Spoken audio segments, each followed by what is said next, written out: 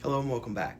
Today let's talk about the thinking process, because AI should not end that thinking process. It should and can actually deepen it. I think that's one of the most important distinctions we need to make right now as AI becomes, part of everyone's everyday life. Because most people seem to only be using it to get answers faster. And on the surface, that feels incredibly productive. A question comes up, we open the tool, and in just a couple of seconds, we have something clear, structured, and seemingly complete. But there's a danger in that if we're not careful. If the answer comes before we've even had time to think through the problem ourselves, once again, we can start confusing recognition for understanding. Something sounds right, so we just move on. But understanding usually takes a little bit longer than just that.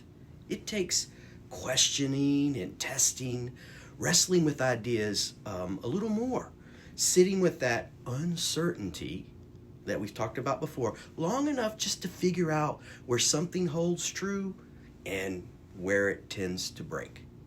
And that part, as we always say, that part really matters. And I actually think AI can help us tremendously with this if we use it differently. Instead of asking it to do our thinking for us, we can use it to challenge our thinking. We can ask something like, what am I missing? Where is this weak? What assumptions am I making? Or how would someone disagree with this? That changes the interaction completely. Now, AI isn't replacing the thinking process. No, it's actually deepening it. And we need to help with that. It becomes less of an answer machine when we do this and more of a pressure test for our hardest ideas.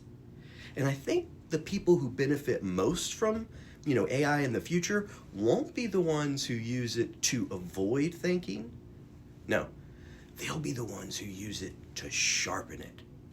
Because the real value is not that it can think for us. No, right?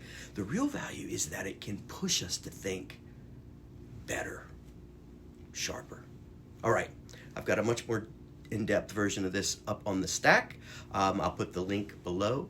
And later this week, I'm going to share info about some AI resistance training that I built for Clarity.